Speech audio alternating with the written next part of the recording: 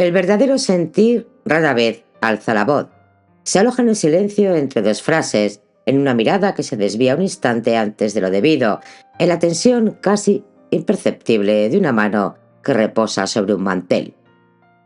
Adéntrate conmigo en el mundo de la familia de Mestre, un mundo gobernado por afectos que el tiempo ha desgastado hasta dejar al descubierto su armazón de pura costumbre. El corazón de una madre es un reino que cree gobernar para siempre y sus hijos su propiedad más preciada. Pero esos hijos ahora pertenecen a otras. Sus esposas, las usurpadoras silenciosas, han erigido nuevas fronteras y la vieja soberana siente cómo su territorio se reduce a la cita obligada de una tarde de domingo. Bajo este techo familiar, los gestos de cariño se repiten con la precisión de un mecanismo de relojería. Los besos se depositan en las mejillas sin calor, las sonrisas se dibujan sin alcanzar los ojos. Se representa la farsa de la unidad, porque desmantelarla requeriría una energía que nadie está dispuesto a gastar. Pero la vida, con su indiferente puntualidad, siempre presenta una prueba. Basta una grieta en la fachada de la normalidad, una noticia inesperada, una puerta que se cierra, el sonido de un teléfono en mitad de la noche, para que el decorado se tambalee. Es entonces, en la quietud forzosa de la espera, cuando los sentimientos auténticos, largamente soterrados, emergen como fantasmas. Y se debe responder a la pregunta que nadie se atreve a formular en voz alta. ¿Qué es lo que realmente nos une cuando la apariencia se desmorona? ¿Es la sangre o un lazo de seda que consuela o un nudo corredizo que ahoga lentamente? Irene Neminovsky nos invita a ser testigos, a escuchar, más allá de las conversaciones educadas, los latidos de la envidia, del egoísmo y de una desesperada y frágil ternura. Te doy la bienvenida a Lazos de Sangre.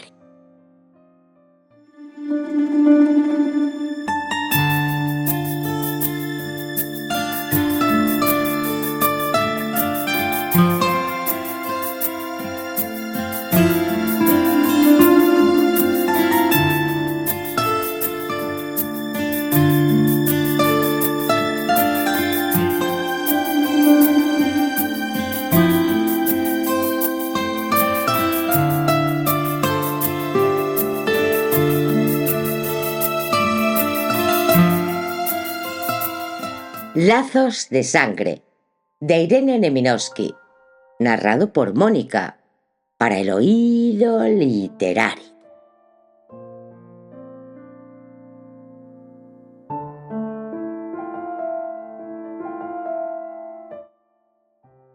Capítulo 1. Anna de Mestre se puso de puntillas para besar a su hijo. Era una mujer vieja, pequeña y gorda. Se esforzó por dar a sus rasgos una expresión alegre y despreocupada, pero los ojos cansados, bajo los redondos y pálidos párpados, apenas se iluminaron. Solo las comisuras de la boca sonrieron y enseguida la cara ajada, invadida por la grasa, se contrajo involuntariamente en una mueca huraña. «Iba a preocuparme», dijo humilde tímidamente a sus hijos, pero sus nueras entraban entonces. Dijo para ellas con voz agria y lastimera: «Estaba preocupada. Son las 8». Las precedió al salón frío y angosto, donde los estrechos sillones esperaban en círculo delante de la chimenea apagada. Albert y Agustín retrocedieron imperceptiblemente ante aquellos brazos tendidos para retenerlos. Los hermanos eran diferentes uno del otro y misteriosamente semejantes. Albert era un quincuagenario mofletudo, con el cráneo y la piel rosa, los ojos infelices. Agustín era más bajo, delgado, de cabellos plateados en las sienes. El rostro, que empezaba a abotargarse, era agradable. Su aire friolento y lejano le daba por momentos la apariencia de un gato dormido. La madre preguntó a uno, luego al otro: «¿Va todo bien? ¿Vas bien, pequeño mío?». Respondieron con esa voz falsamente animada, alegre, chillona, que los de Maistre utilizaban con su madre, solo con ella. «Claro que sí, mamá», respondió Albert. «Muy bien, mamá. ¿Y tú? ¿Qué tiempo tan malo?». También Agustín trató de borrar de sus facciones la fina sonrisa fría y distraída y se frotó las manos con cordialidad, entusiasmo y optimismo. «Si voy bien, ya creo que voy bien. Nunca he estado mejor». Luego se callaron, mirándola afectuosamente sin verla, sin ver su cara más amarilla esta noche que las otras noches. Eran buenos hijos. Desde hace mucho solo la ponían al corriente de los sucesos felices, pero estos eran raros y la mayoría de las veces no encontraban nada que decirle. «Ahí llega Alain», dijo la señora de Maistre, reconociendo el paso del más joven de sus hijos al otro lado de la puerta cerrada. Alain entró. Alain y Agustín se parecían, pero Alain era más alto, más delgado. Tenía un rostro seco y afilado, una expresión irónica, taciturna, en la que sin embargo pervivía una especie de llama, hace mucho más apagada en Agustín. Los hermanos se estrecharon la mano, susurrando sin apenas abrir los labios. «Todo bien». Durante un instante hicieron un círculo alrededor de la chimenea, evitando hablarse y mirarse a los ojos entre sí. Luego atrajeron hacia sí los sillones y se sentaron suspirando ligeramente. Las mujeres seguían arreglándose el peinado en la antecámara. Cuando entraron, los tres hombres se pusieron de pie con un movimiento unánime y fueron a su encuentro. Cuando se dirigían a sus mujeres, recuperaban al instante sus voces habituales, bajas, ahogadas, fácilmente irritadas, y sus verdaderos rostros, de los que caía, como una máscara, la expresión de alegría y de paz. Una especie de complicidad aislaba de repente a las parejas, incluso Alain, que sin embargo no era un buen marido, cuando decía a su mujer: «¿No podías explicar a ese imbécil de Ángel que se trataba de una carta urgente?». Dejaba entrever toda una parte de su vida que su madre ignoraba, preocupaciones, esperanzas que ella no conocía, que no conocería jamás. Sentada en medio de ellos, la madre volvía sus miradas tan pronto hacia uno como hacia otro. Tenía unos ojos penetrantes, pero apagados por la edad, brillantes y turbios como el agua de los estanques, y nada irritaba más a sus nueras que aquellas pupilas verdosas que se pegaban a sus rasgos, a sus menores movimientos, mientras el rostro permanecía huraño e inmóvil, y mientras los párpados pesados y pálidos, finamente arrugados como los de los pájaros nocturnos, apenas palpitaban. En aquellas reuniones de domingo, en casa de Ana de Maistre, las nueras siempre se agrupaban juntas en el mismo sofá. Dos de ellas, Clarine y Alix, las mujeres de los dos hermanos pequeños, eran hermanas. Alix tenía a su lado a sus dos hijas, Martine y Bernadette, dos perfectas imágenes de muñecas de porcelana, rubias de piel blanca y pelo liso. Las dos pequeñas nucas rasuradas salían de idénticos cuellos de encaje bordados por Alix. La atención de Ana de Maistre se sintió atraída por el cuello de las pequeñas. Les hizo seña de acercarse y tocó suspirando la tela de linón fruncida. «¿Son los cuellos que usted borda, Alix?». «Son primorosos», dijo con esfuerzo, pero en la fijeza de su mirada se veía que buscaba con avidez un defecto en la labor. «Os quedan un poco estrechos, pequeñas», dijo pasando un dedo por el escote, pero con un acento mal disimulado de triunfo. «Os ahogáis». Ahora estaba satisfecha. Buscó sus gafas para admirar la delicadeza del bordado. «Es maravilloso, Alix. Trabaja usted como una hada». Clarine y Alix cambiaron una mirada divertida. Siempre era lo mismo. Cuando su suegra cenaba en casa de una de ellas, cuando había preparado cuidadosamente un plato que debía complacerla, e incluso si lo encontraba excelente y lo decía, sus rasgos asumían una expresión desconfiada y triste, y solo después de haber declarado: Hay demasiada nata, querida. O la pasta está excelente, pero pesada. Se tranquilizaba y recuperaba el apetito. Se esforzaba menos para ser benévola con Sabina, la mujer de Albert.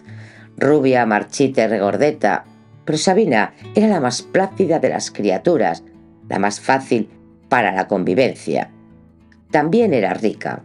Albert había heredado de la familia de su mujer, nieta del cirujano Renaud Dutil, una enorme fortuna, mientras que Clarín y Alix se habían casado sin dote.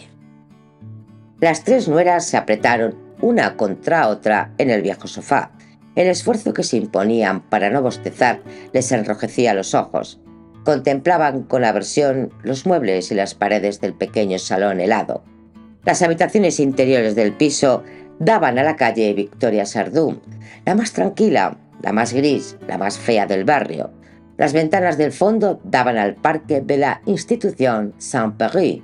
En aquella hora y en aquella estación, un abismo de viento, de lluvia y de sombra. Los tres hermanos dejaban caer en el silencio pequeñas frases frías y breves, pronunciadas sin apenas abrir los labios. Siempre era así. Se veían en casa de su madre todos los domingos y el resto del tiempo cada uno tenía su propia vida, sus preocupaciones, sus amigos, que eran diferentes de la vida, de las preocupaciones y de las relaciones de sus hermanos. El rico Albert, Agustín, que tenía la reputación de no ver el mundo más que a través de los ojos y los pensamientos de su mujer Alain, siempre encerrado en taciturnas ensoñaciones, se miraban a veces como si los sorprendiera encontrarse, tutearse. A veces, esas noches en particular, pensó Ana de Mestre, parecía que apenas podían soportarse. ¿Enemigos?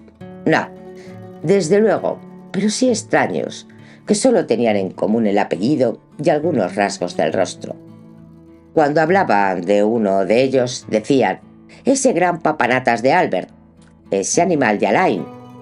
Y con su misma madre, el tono, evocando al uno o al otro, era parecido, no por malevolencia, sino por una vieja costumbre de quejarse entre hermanos. Mamá, me ha hecho esto, me coge mis cosas, mamá. Mariette se retrasa, dijo Clarín. Mariette era la hermana de Albert, Agustín y Alain. Era una mujer todavía guapa, marcada ya por la edad, una de esas rubias delicadas que la cuarentena parece chafar, como las flores de cotillón, en una noche. Había tenido una vida desordenada y desgraciada. Para sus hermanos había sido en el pasado nuestra Mariette, nuestra pequeña Mariette. Ahora era más bien esa buena Mariette, esa pobre Mariette.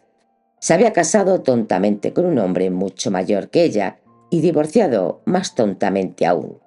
Había sido arrebatadora. El amor nacía bajo sus pasos. Había tenido una de esas vidas demasiado brillantes, iniciadas demasiado pronto, que parecen consagradas a la felicidad y que un día acaban en desastre sin que nadie sepa por qué. Ahora envejecía sola, sin hijos, a costa de sus hermanos, que se la pasaban del uno al otro como un bulto embarazoso. Entró cuando ya se sentaban a la mesa. La madre la miró con una extraña clarividencia. Pobre Mariette. Antes era tan guapa. A sus hijos no los veía envejecer, engordar, perder el pelo, su belleza, su juventud, mientras que por una especie de compasión femenina, en Mariette no veía más que los estragos de la edad. Empezaron a comer.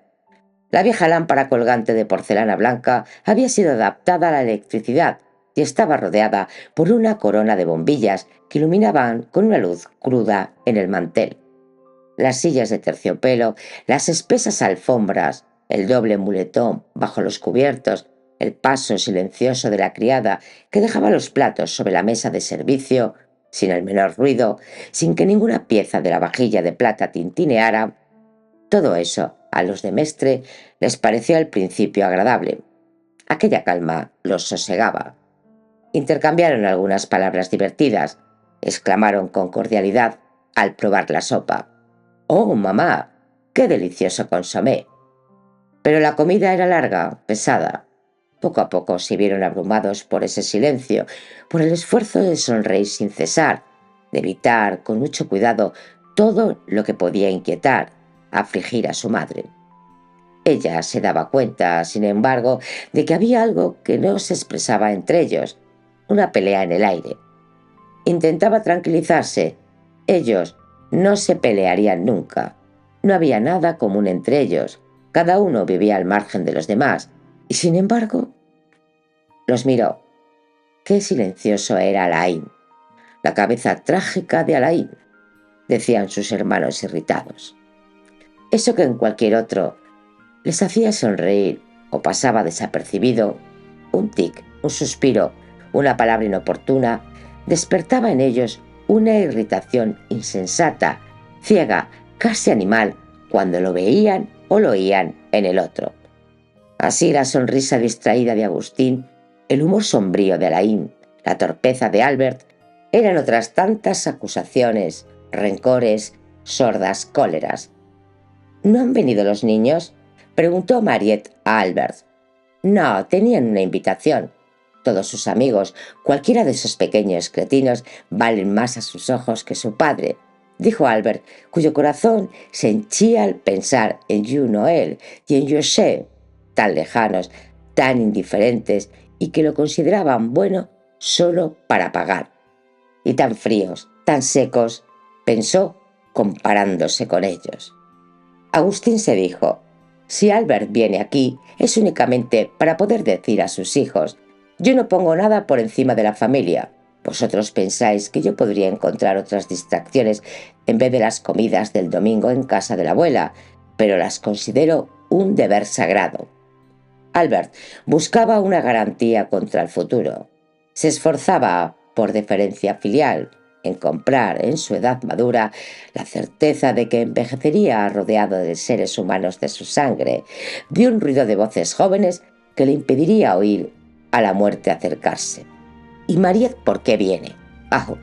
Para darle a mamá un sablazo de 50 francos, supongo, a Alain. Pensó en ese proyecto insensato, en ese sueño de Alain, que combatía con todas sus fuerzas, unidos por una vez Albert y él. Alain había anunciado a sus hermanos que le ofrecían una participación en una plantación de caucho en el archipiélago malayo.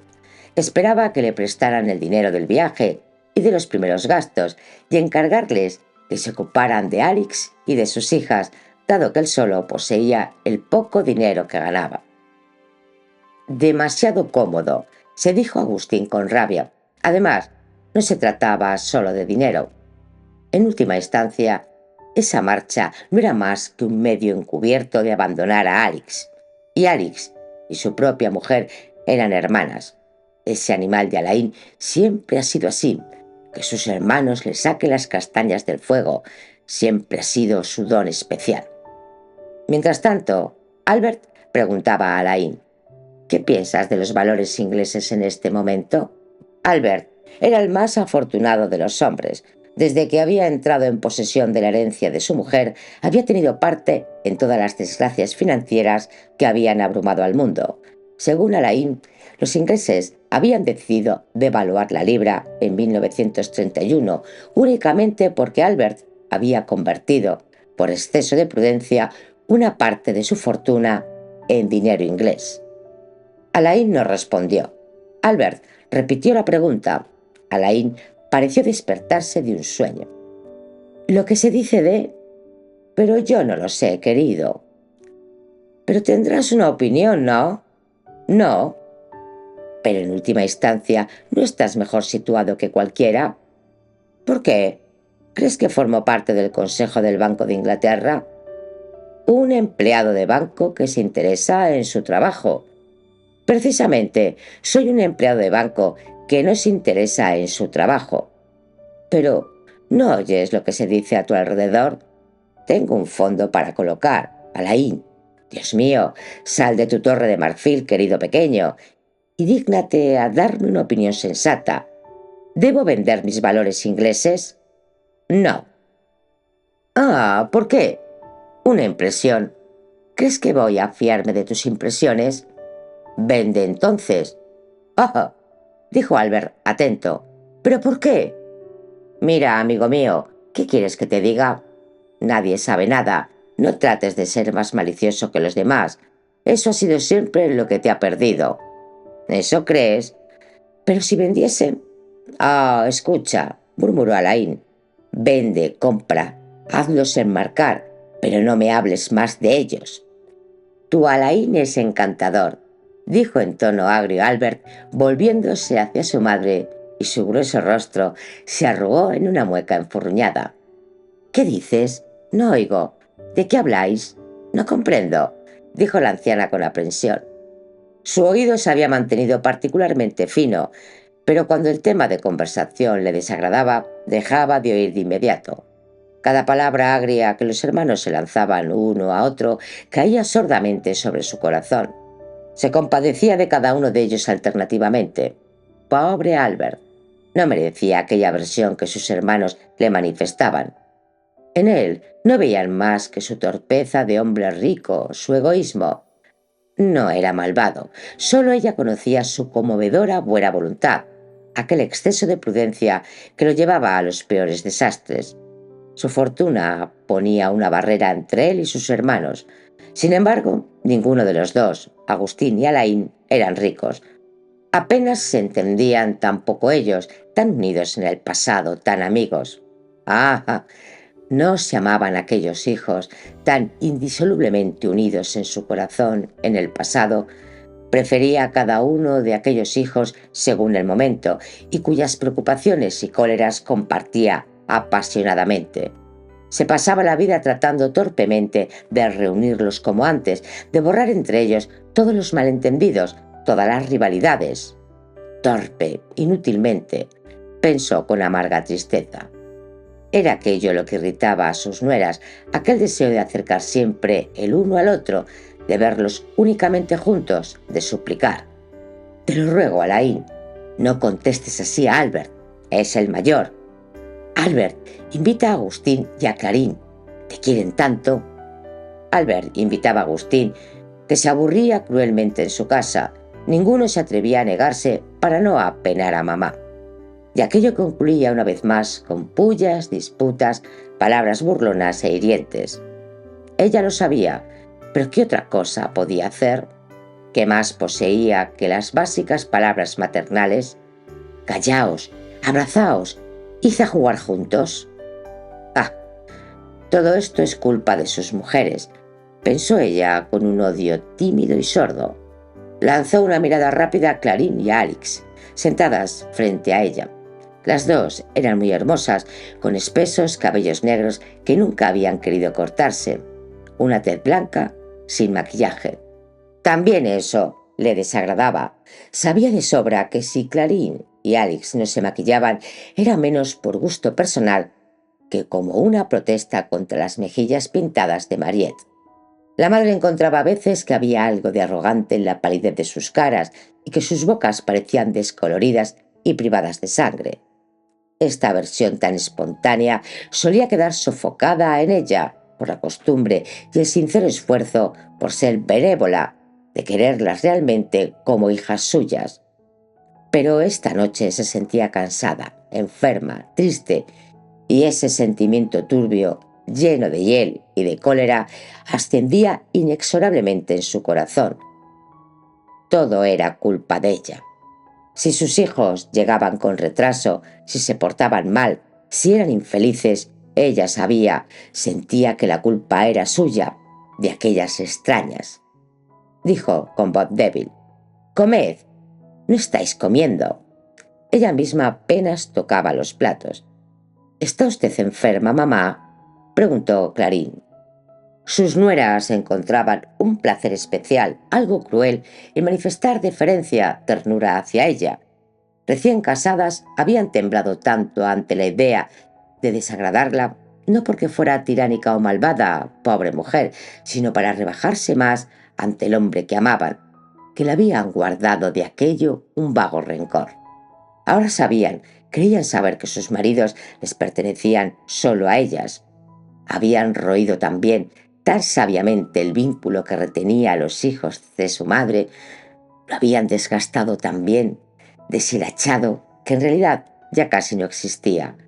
Ahora podían permitirse ser generosas. Podían decir: «Querido, piensa en tu pobre mamá», o «Alain, ¿has escrito a tu madre?». Pero las miradas de tolerancia afectuosas que le lanzaban pervivían una sorda aversión y el sabor de una revancha. La pequeña Bernadette acarició los dedos de su padre, que le tocaban distraídamente la manga. Alix dijo a media voz, dirigiéndose a su hermana: «Pobre niña, su adoración por Alain es patética y mal recompensada». Terminó mirando a Alain, que retiraba su mano. «Patética», repitió Alain frunciendo el ceño con una expresión de ironía y pudor. Por una convención tácita no expresada entre los demestres, ciertas palabras estaban sujetas a prohibición. Servirse de ellas era tan intolerable como llorar o quejarse en público.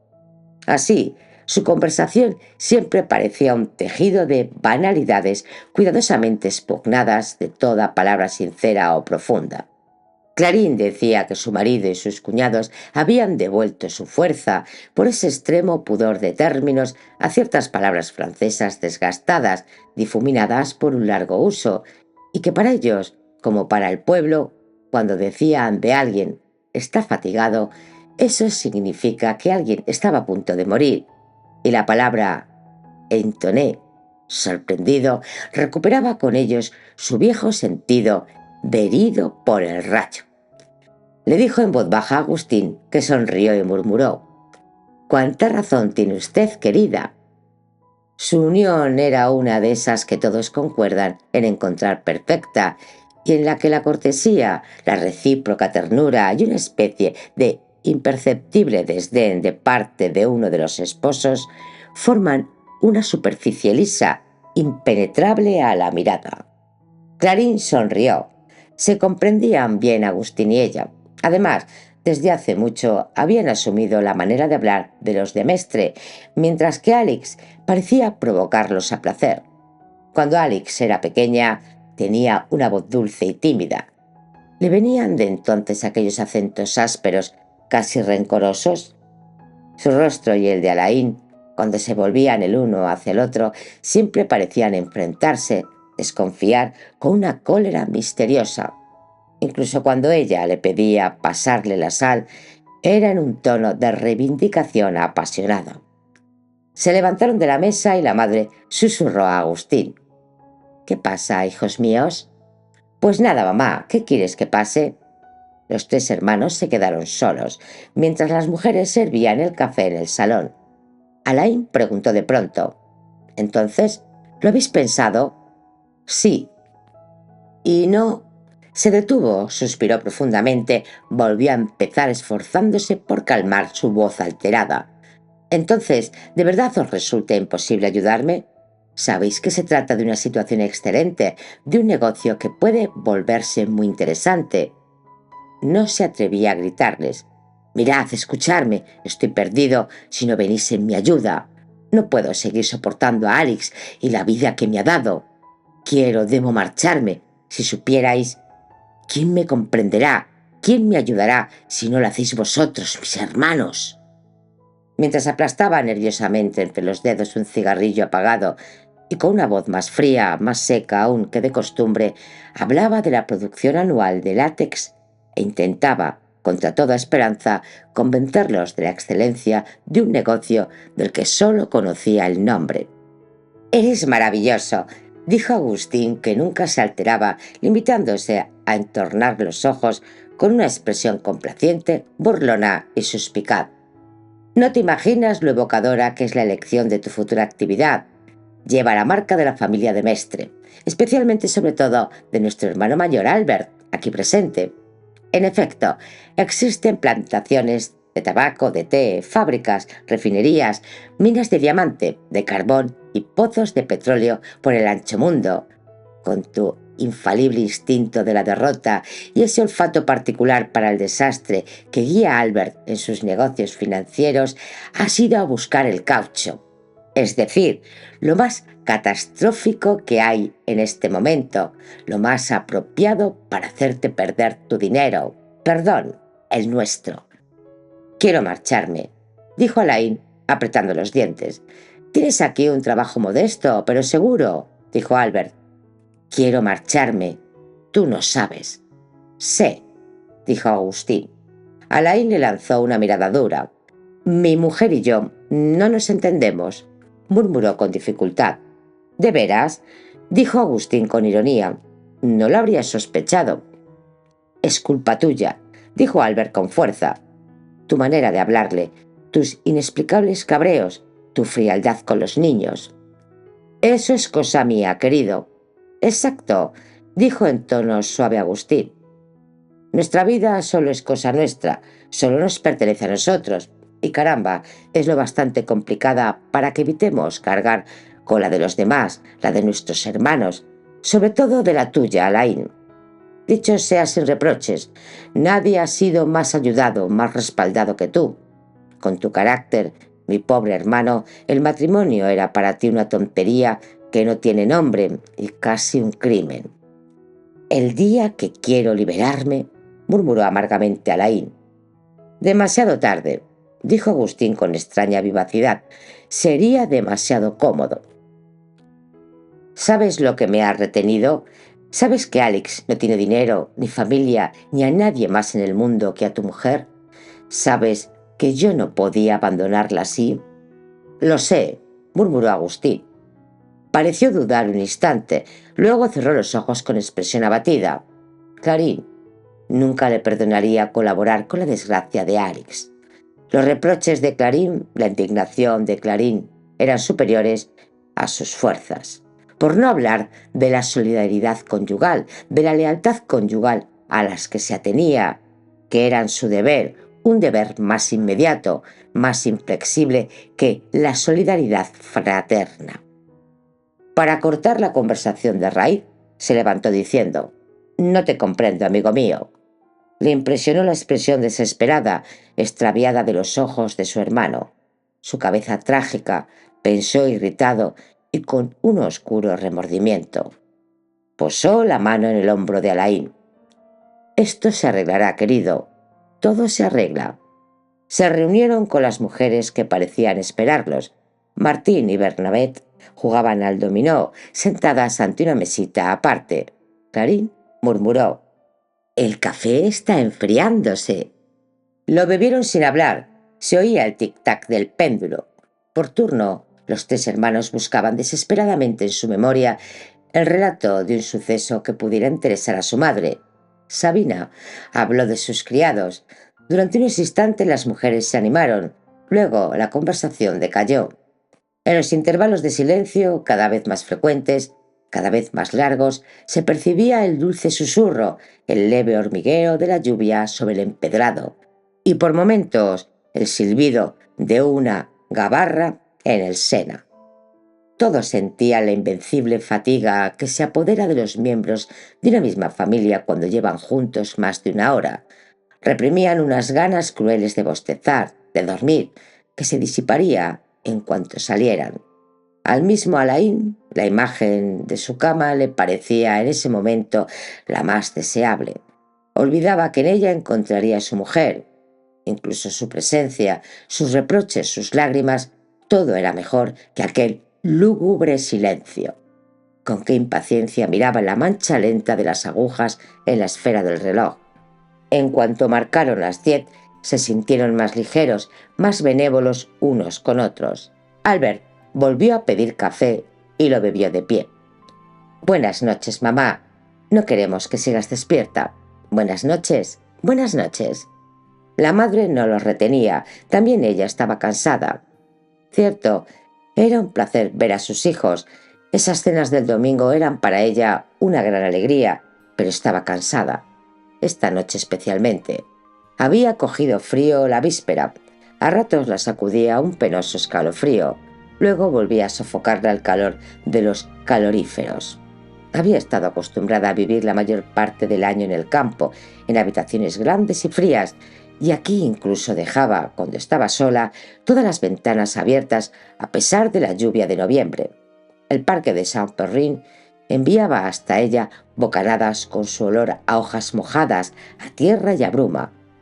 Pero los hijos se quejaban del frío y desde el mediodía todos los radiadores abiertos difundían un calor seco y ese olor a pintura que los primeros fuegos de otoño despiertan en los inmuebles parisinos. Albert dijo: «No puedo llevar a nadie conmigo. He traído el coche cubierto, pero debo recoger a los niños». En él estábamos todos muy apretados. «Pues claro, querido, no importa. Buenas noches, querido», dijo Agustín en tono alegre. Besó de nuevo a su madre. «No me olvides, pequeño. Ven alguna vez de día, las jornadas son largas». «Desde luego, mamá», murmuró él sin escucharla, con una ternura impaciente. «Uno de estos días pasará Claurí o yo, y luego hasta el domingo, ¿verdad? Hasta el domingo». Se separaron en el umbral. En cuanto Agustín y Clarín estuvieron solos, ella le cogió del brazo. Y entonces él se encogió de hombros. «Bueno, no se irá, por supuesto. ¿Cómo quieres que se marche sin dinero? No dejará a Alex y a sus hijas en la calle, y ahora sabe que de nosotros no puede esperar nada». Ese sueño insensato de Alain los encontraba más unidos, más amigos que de costumbre. Hablaban en voz baja, apresurada, afectuosa, singularmente parecida. «¿Qué dice Alex? ¿Qué quieres que diga? Lo que quiere es la separación, pero sin lágrimas y sin palabras. Esa marcha absurda no es más que un pretexto. ¿Qué te dice él a ti?» «Pretende que no quiere seguir viviendo en Europa ni soportar esta existencia de empleado de oficina que odia, para la que no está hecho. Es posible, pero que haga camping o se dedique a pescar. Pero eso, abandonar a los suyos, endilgárnoslo a nosotros. Ah, no, cada cual su vida. Es responsable de Alex y de los niños. Me parece violento que trate de librarse de ellos y endilgárnoslo a nosotros», repitió irritado. Se callaron. Hasta sus pasos coincidían. Sus caras reflejaban la misma indignación. Cada uno pensaba: si solo se tratase de dinero, pero lo que nos pide es nuestro tiempo, nuestra paz, nuestra felicidad. Consolar a Alex, tranquilizar a la vieja señora de Mestre, desde luego los quería con ternura, como se ama a la propia carne y a la propia sangre. Que sean felices, pero que no tengamos que soportarlos. Caminaban, apretados bajo el mismo paraguas, hacia la estación de metro y nunca se habían sentido tan unidos el uno al otro. Habían alcanzado ese acuerdo perfecto entre esposos, cuando cada uno puede hablar sin escuchar al otro y sin embargo sabe, por una oscura presciencia, que sus palabras responden no solo a las palabras del esposo, sino a sus pensamientos más secretos, escondidos, adormecidos en el fondo de su alma. El paso rápido en la sombra y la fina llovizna los calmaban. Agustín dijo cansado: «No quiero seguir hablando de Alain». Se detuvieron y respiraron el viento que soplaba del Sena. Claire murmuró: «Pobre Alex». Luego volvieron a sí mismos, a sus proyectos, a sus problemas, a un mueble que había que recubrir en el piso, a esas 1000 pequeñas preocupaciones de la vida cotidiana que unen a los esposos con más fuerza que el amor. Mientras tanto, la madre había cerrado la puerta detrás de Alain y Alex, los últimos en irse. Sola fue de una habitación a otra, abriendo todas las ventanas. ¡Qué silencio! No solía oírlo, pero esta noche, después de que los pasos de sus hijos se hubieran alejado, de que todas aquellas voces jóvenes se hubieran desvanecido, la abrumaba. Horrible silencio de la vejez, donde todo parece callarse al mismo tiempo. El ruido de la vida exterior y ese tumulto alegre del alma que se oye resonar como una fanfarria durante la juventud. Fue lentamente de un mueble a otro, sintiendo una especie de cólera lastimera, benéfica, porque enmascaraba su cruel aburrimiento. Los hombres eran felices, pensó, incluso viejos, tenían preocupaciones y ocupaciones más interesantes, más absorbentes, la política, la paz, la guerra, las cosas del mundo y recuerdos más vivos y más intensos. A las mujeres no les queda nada más que hacer calceta o el solitario. ¡Ah! El ruido alegre de la casa en el pasado, las voces de los niños, las puertas cerradas ruidosamente, el eco de las risas, de las peleas. Esta noche solo oía el paso de la criada en la cocina, el imperceptible roce de sus suelas de fieltro en las tablas del parqué. Un suspiro, el ligero choque de una pieza de vajilla suavemente posada sobre la mesa de servicio y que tintinea largamente en el silencio. Pensó con desagrado en sus nueras. Habían dicho eso, hecho aquello. Alex no habla nunca. Debe de hacerle la vida imposible a Alain. Claire es una buena chica, se entiende bien con Agustín.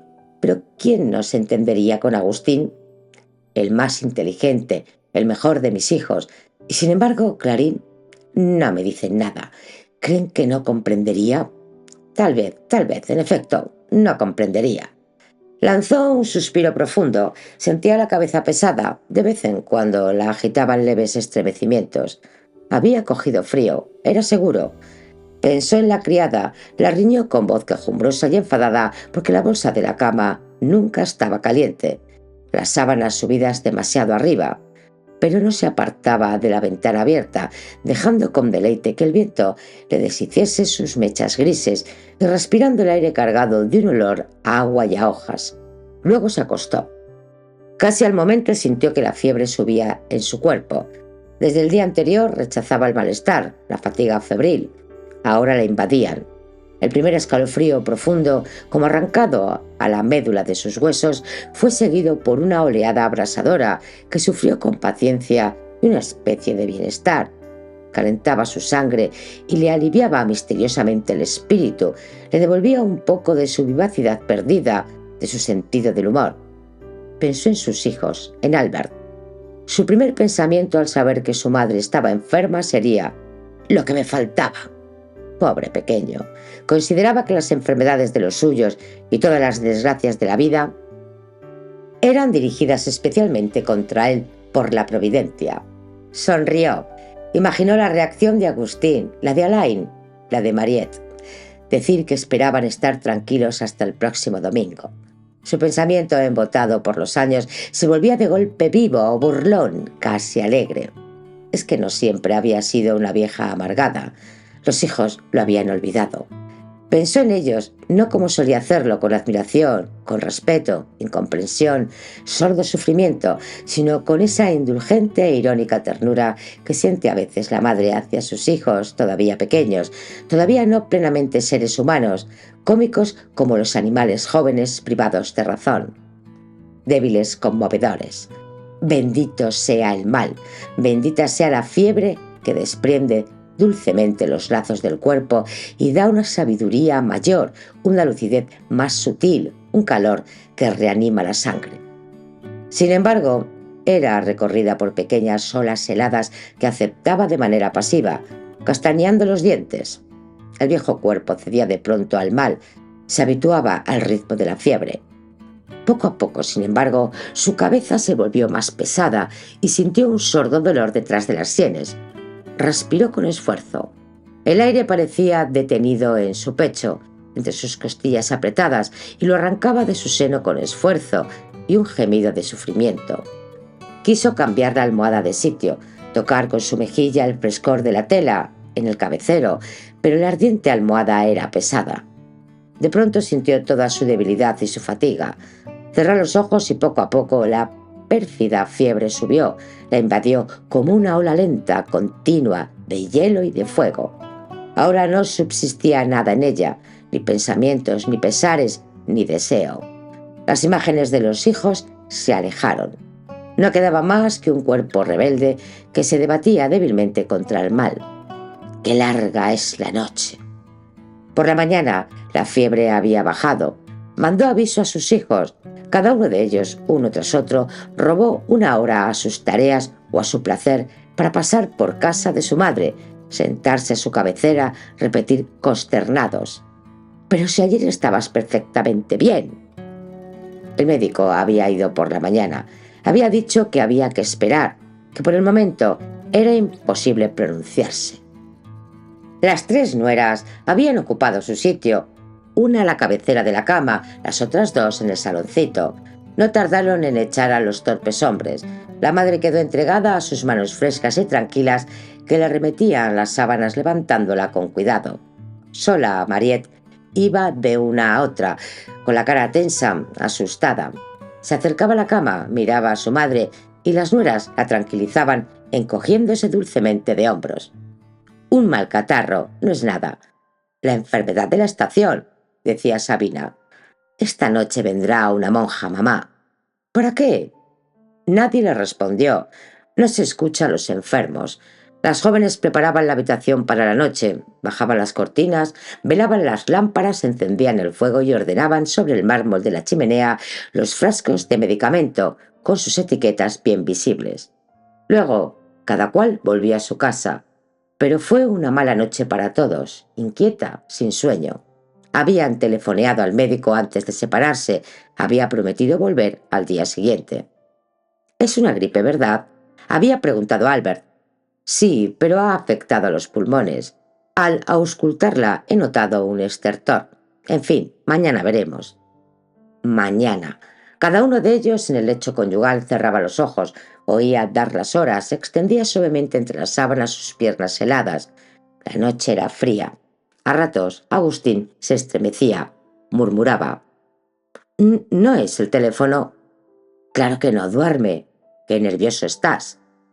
Al amanecer miró a su mujer a la débil luz que pasaba entre las contraventanas. Dormía tranquilamente, con su admirable pelo oscuro desparramado sobre la almohada. A pesar de todo, uno está solo. Clarice compadece, no sufre. ¿Pero por qué había de sufrir? Ha cuidado bien a mamá. No ha dejado de decir: «Tu madre no es fácil de cuidar». Ahora duerme tranquila. Estaba casi asustado al sentirla de repente tan lejos de él, tan extraña. La culpa era de sus sueños, sin duda, mitad ensoñaciones, mitad pesadillas, entrecortados, y que lo habían devuelto por completo a un pasado tan próximo donde ella no estaba. «¿Qué haces, imbécil de Albert? ¿Y Alain?». Pensó en ellos con irritación y burla, y sin embargo tenía ganas de verlos. Pasó tan lento el segundo día. Entraban uno tras otro en la habitación donde la anciana estaba acostada. No se movía. Ellos decían: «Duerme», y se iban de puntillas. Sin embargo, les parecía que iba mejor. Durante el día se despertó, comió un poco, respiraron con más tranquilidad, pero las mujeres no se dejaban distraer por nada, ni engañar por la esperanza. Las mujeres, ¡ah!, qué útiles, razonables y activas eran. Hablaban en voz baja, decían: «Pobre mamá». Telefoneaban al médico, alentaban y reavivaban esa sombra de dolor que se siente ante la muerte de aquellos a los que se quiere, que no son necesarios para vosotros. Cuando a las 4 subió la fiebre, fueron ellas las primeras en decir: «Necesitamos una consulta». Esperaron mucho tiempo, con una solemne impaciencia que helaba sus manos, la llegada de los dos médicos. Era tarde, ninguno de ellos había cenado. En el fondo de su corazón los hijos sentían una incredulidad profunda. ¿Morirse mamá? Eso sí que no. Necesitaban tiempo para dejar descender hasta el fondo de su conciencia la idea de aquella muerte. Pero qué pronto ellas, las mujeres, se habían resignado, cómo se habían instalado en el duelo, cómo coincidían en disipar toda esperanza, en suspirar. No ha querido cuidarse. A su edad un catarro mal curado es grave. Cuando mi madre murió, estaban enojadas, inquietas, afligidas, pero tan tranquilas. ¿Hay algo en el mundo más natural, más previsto que el fin de una anciana enferma? Por fin apareció el médico, auscultó a la paciente, interrogó a la monja y dijo en voz alta: «Una bronquitis, no muy grave». Hizo una seña a Albert para que saliera con él. Le dijo: «En fin, es molesto. Temo complicaciones en el corazón. Siente angustia y dolor en la región cardíaca. Es molesto». «¿No es grave?», preguntó Albert, inclinando hacia el doctor su grueso rostro ansioso. «Si evitamos las complicaciones por ese lado, no será grave. Eso espero, aunque, en fin, solo queda esperar. Mañana por la mañana se verá. Espero que mañana por la mañana esto vaya mejor». Albert escuchaba, y poco a poco en él nacía el pensamiento: «Va a morir. Mi madre va a morir».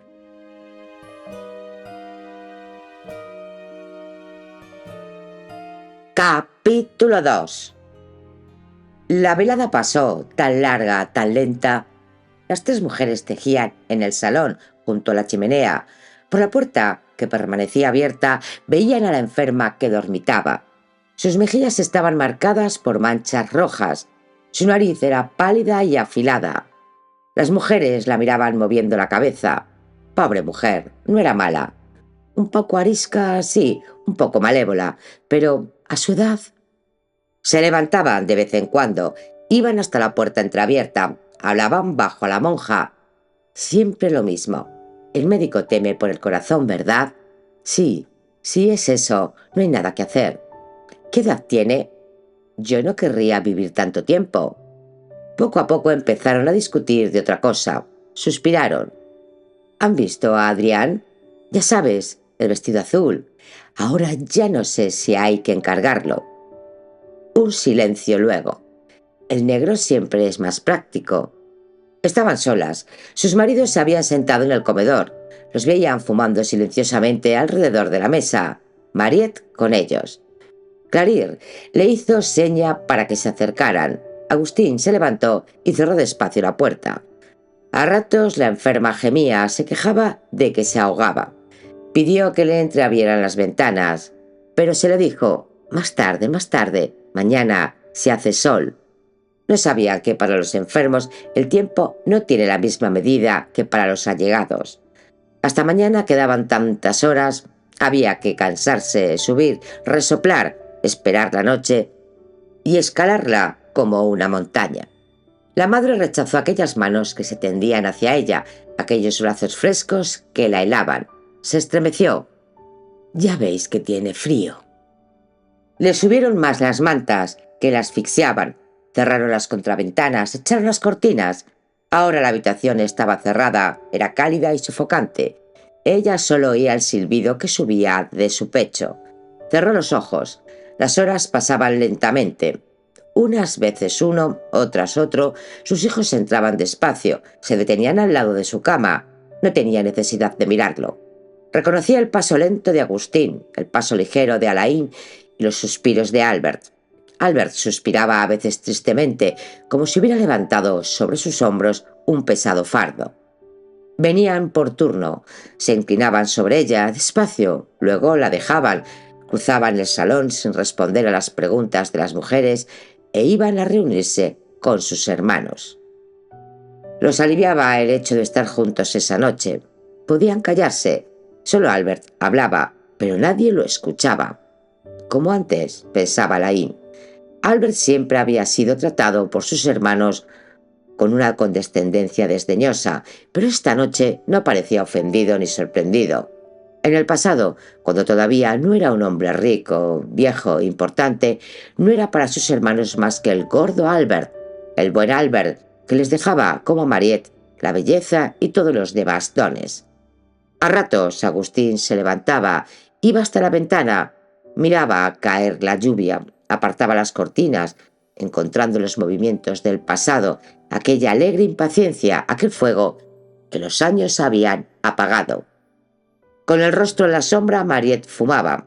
También dejaba reaparecer en sus rasgos un poco de aquella gracia imperceptible que tanto habían amado sus hermanos. En el saloncito vecino, las mujeres no oían sus palabras. A veces prestaban atención, pero no. Callaban, esperaban. Claire llamó a media voz: «Venid aquí, venga, estaréis mejor». Nadie respondió. Alix murmuró con voz alterada: «¿De qué están hablando?». Su hermana miró de reojo, con piedad, aquella cara tensa, ansiosa, asolada por el amor, los celos, el intolerable amor. Escuchó y dijo encogiéndose de hombros: «No sé, de una tía André, de una prima de Henriette, de gente muerta hace 20 años, como si no tuvieran nada mejor que hacer». Se levantó, dobló su labor, entró en el cuarto de su suegra, a la que la monja incorporaba sobre las almohadas y hacía beber. Preguntó: «¿No necesita nada, mamá querida?». La anciana no respondió. No necesitaba nada. Se sentía peor. Respiraba con mayor esfuerzo, sin embargo. Pero oía el paso de los hijos, sus voces dulces y sofocadas. Sabía que estaban allí, estaba segura ahora de que no moriría sola una noche, como tantas veces había temido, velada por la gorda Josephine, esperando en su agonía a sus hijos, a los que se había despertado, a los que se llamaba, que venían demasiado tarde. ¿Cuántas veces había soñado que moriría sola, en la casa de verano vacía, entre los muebles cubiertos de fundas? Los hijos nunca habían comprendido por qué estaba tan triste cuando la temporada de vacaciones se acercaba. Los hijos no comprendían nada, pero ahora sabía que estaban allí, que solo la dejarían cuando todo peligro quedara conjurado, o por el contrario, cuando la muerte estuviera a su cabecera entre ellos. La monja se lamentó a Claire. No debe permanecer hundida, los pulmones están congestionados y no quiere permanecer sentada sobre los almohadones. Por más que la levanto, vuelve a caerse a continuación hacia atrás. Si usted pudiera ayudarme. Claire cogió a la vieja por los hombros, la levantó con delicadeza, con esfuerzo, pero tan pronto como ella soltaba las manos, el grueso cuerpo volvía a deslizarse hasta el fondo de la cama y la cabeza caía de nuevo en el hueco de la almohada. Claire entró en el comedor. Todos estaban inclinados bajo la lámpara, hablando en voz baja. Miró con singular aversión los cabellos rubios de Mariette, iluminados por la luz, sueltos, claros y ligeros como anillos de humo. Era desconcertante aquella hermosa melena rubia alrededor de aquel rostro marchito. «Tendríais que ayudarme a levantar a vuestra madre», dijo. «Es malo para su respiración y para su corazón que esté acostada así, pero no quiere hacer el esfuerzo de enderezarse. No comprendo, no lucha, tiene que luchar». Agustín se levantó para ayudar a mantener a la enferma sobre las almohadas, pero como a las otras, el cuerpo también se le escapaba, se le hundía, gemía. La miró en silencio e hizo una seña a Claire de dejarla. «Pero si te digo que eso le hace mal». Sin responder, Agustín salió del cuarto. Claire repitió: «No hay que dejarse llevar así». «Ah», dijo muy bajo Alain, «qué parecidas son estas pequeñas Haselin». Agustín sonrió, recordando la época en que Clarín y Alix no eran para ellos más que las pequeñas Haselin, las chicas Haselin, lejanas, extrañas, a las que se acogía con desconfianza, reserva, frialdad. Alain murmuró: «Parecidas. Se adelantan a los acontecimientos, se enfrentan a ellos, agitan los brazos, hablan, creen que van a cambiar el curso del destino. Son muy enérgicas». Agustín se encogió lentamente de hombros. «Sí, enérgicas, apasionadas, leales». Las dos hermanas se defendían ante la enfermedad y ante la misma muerte, mientras que entre los de Mestre la actitud instintiva era esperar, dejar hacer, dejar que las cosas, fueran las que fuesen, se consumaran. Agustín pensó que tal vez era eso lo que los empujaba, esa noche, el uno hacia el otro, hacia los suyos, los de la misma sangre. Sentían un cansancio parecido ante aquella agitación que les parecía inútil. Aquella intolerable, aquella sorda ansiedad que habían tratado de engañar con palabras inútiles, cuidados ineficaces, una actitud que no remediaba nada, que no aliviaba nada, cedía por fin poco a poco al silencio y a la espera. Sí, les parecía que había que esperar, agazaparse en silencio, hacerse muy pequeños, no pensar, no decir nada, cerrar los ojos, mientras que aquellas mujeres, no había en ellas distancia, desprecio, ni aquella sabiduría superior. «Es tan inútil», murmuró Alain, y una crispación de sufrimiento pasó por su rostro. Su hermano adivinó que pensaba en Alix, que después de tantos años aún no había perdido la esperanza de hacerse amar. Sí, quién sabe, si ella no se hubiera empeñado en despertar en él un amor semejante al suyo, ahora habría entre ellos paciencia, cariño, mientras que... Era en eso en lo que Alain pensaba, y sus hermanos leían en su corazón. Habían dejado de ser para los otros esas sombras vanas, privadas de sangre y de sustancia, que son para nosotros aquellos actos que no nos afectan, que no pueden aportarnos ni dolor ni felicidad. Quizá porque su ansiedad, su miedo los volvían esa noche más sensibles que de costumbre. Percibían mejor en cada movimiento, en cada sombra, los pensamientos del otro. Sin embargo, no habían cambiado los unos para los otros, pensó confusamente Agustín. No había entre ellos ese brusco desplazamiento de la visión que da el amor. Él, Agustín, seguía sabiendo que Albert era un imbécil. Alain, taciturno y egoísta, como ellos mismos. Sin duda, continuaban juzgándolo con la severidad fraterna, la intolerancia fraterna. A pesar de esto, se comprendían. Uno de ellos preguntó de pronto, ¿qué edad tenía el abuelo cuando murió? Desde el salón les llegó la voz de Clarín. Os aseguro que la luz fatiga a mamá. No respondieron qué edad tenía el abuelo cuando murió. Para Clarín aquello no era más que un nombre que no despertaba ningún eco en su corazón. Para ellos era el hombre que tal vez les había legado el mal del que morirían un día. Mientras tanto, Clarín y Alix hablaban, ellas también en voz baja. Alix se quejaba de Alain, de los hijos, de la vida. A veces Bernadette le planta cara. Es su preferido.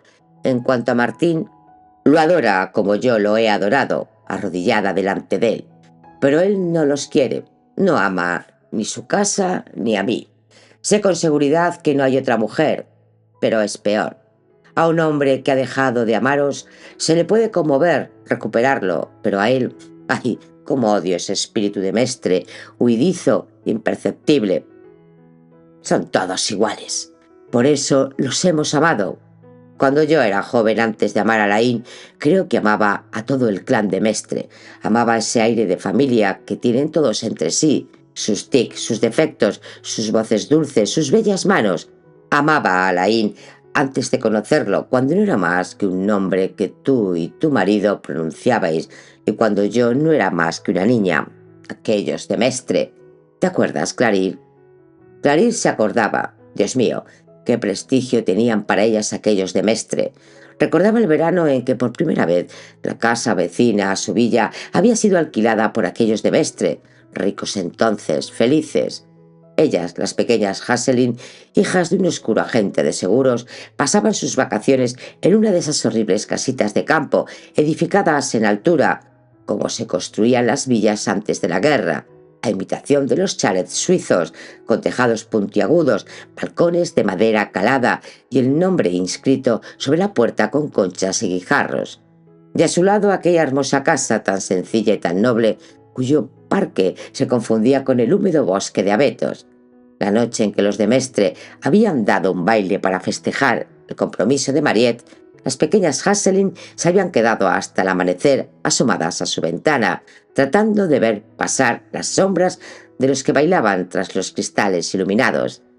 Era una noche de septiembre, ya fría. Estaban heladas hasta los huesos. A veces algunas parejas salían al balcón y divisaban unos vestidos ligeros y claros, unos brazos desnudos. Clarín tenía 15 años entonces y Alix apenas 10. Y ahora aquella leyenda de Mestre, aquel universo de Mestre, se formaba de nuevo, lenta, pacientemente, a 2 pasos de ellas, excluyéndolas. ¿De qué están hablando? Hablaban de la casa, de la forma en que sus cuartos de niño estaban amueblados, de los vestidos de su madre. Alain escuchaba. Ellos le soltaban. Tú no puedes acordarte. Eras demasiado pequeño. Era antes de que nacieses. Y Alain, que solo tenía indiferencia despectiva por toda la tierra, escuchaba con la boca abierta, vuelto misteriosamente el pequeño de la familia. En sus rasgos aparecía de repente el rostro redondo, empobado del niño admitido, por favor, en la conversación de los mayores. Tú, Alain, ¿no te acuerdas? Creía, sin embargo, acordarse, pero se callaba. No contradecía a sus hermanos mayores. En el fondo de su corazón recuperaba intacto aquel sentimiento de admiración, de reverencia, de miedo que le inspiraban. Agustín y Mariette hablaban en voz baja, cascando con un movimiento idéntico avellanas entre sus palmas juntas. Mariette suspiraba. Su rostro se iluminaba de juventud, de esa gracia encantadora, ligera, que nunca habían podido olvidar. Tal vez no le habían perdonado haber dejado que los años y la vida estropearan en sus rasgos la imagen de su juventud. Ahora, en la sombra, solo veían sus ojos que seguían siendo tan hermosos. Oían su voz dulce y un poco áspera. Le perdonaban haber envejecido. Volvían a quererla. Oh, ¿te acuerdas? ¿Te acuerdas? ¿De qué? De nada. Sonidos, sombras, un pasado tan simple, pero que los demás no conocían, no comprendían. Ellas no comprendían. Eso era todo. No eran de la familia. Albert escuchaba, decía en tono humilde y jovial. Sí, eso es. Agustín, eso es. Hablaban de gente que ni Alex, ni Clarín, ni Sabine conocían. Las mujeres oían un murmullo indistinto y de repente un nombre que nunca habían oído. Josh, Henriette, amigos, parientes. Se acercaban más unas a otras, sabían de sobra en el fondo de su corazón que eran indiferentes a la enfermedad, a la muerte posible de su suegra. Deseaban apasionadamente participar en el dolor de los otros, que éstos las rechazaban con delicadeza, con esa obstinación de mestre, semejante al movimiento invisible con que un perro saca el cuello del collar que lo molesta. Ellas deseaban, con la avidez cruel y trémula del amor, tener a su lado en ese instante a los hombres que amaban, todo suyo. Consolarlos, acariciarlos y, por encima de todo, hacerles sentir que no tenían más que su mujer en el mundo, sus hijos, su hogar, que esto debía representar todo, reemplazar todo para ellos, bastarles eternamente. También Sabine llegó hasta la puerta. Os aseguro que hay demasiada luz. Eso fatiga a mamá. Venid aquí, venid al salón. Dijeron no, que no con la cabeza, ansiosos por librarse de ella. Mariette apagó la lámpara, dejando encendida una sola bombilla junto a la chimenea. Así aquello se parecía mucho a esas noches de su cuarto, cuando su madre dormía, cuando se quedaban juntos hasta por la mañana, en la edad en que, por primera vez, se mira el cielo iluminado por la luna. Con qué dulce y profundo deseo. Lo que los había marcado con una herida incurable no era la infancia, era la adolescencia, la primera juventud, los primeros amores, todavía ligeros, sin la responsabilidad, sin los deberes, sin todos los fardos odiosos de la cuarentena. ¡Qué guapa eras!, dijo ingenuamente Alain. Mariette suspiró con tristeza. Sí, de verdad, dijo. ¿Cómo has hecho a perder tu vida, pobre hermana?, dijo Agustín con una curiosa amargura, una extraña cólera, como si hablase menos a su hermana que a sí mismo. Cada uno de ellos pensaba, ¿cómo hemos echado a perder nuestra vida? En primer lugar, siempre se la echa a perder, con solo vivir. Pero no dijeron nada. Allí donde unos amigos y una mujer exigen palabras tan penosas, entre hermanos y hermanas un silencio basta, un suspiro, una sombra sobre un rostro. Cada uno piensa, pobre querido, y un momento después, en sí mismo. Pero por un milagro fraterno, pensar en sí mismo no lo alejaba de los otros. ¿Te acuerdas? Sonrieron con confianza. Con las mujeres, pensó Agustín, no hay confianza posible. Así incluso esto, los recuerdos, ellas los escuchan con avidez, recogen cada miga del pasado del hombre que aman y lo aceptan o lo rechazan para siempre, según que esté relacionado o no con ellas mismas. ¿Era antes de haberme conocido? ¿Era después de nosotras? El resto no existe. La vida de los hombres debe empezar el día, el momento en que ellas se han apoderado de ellos.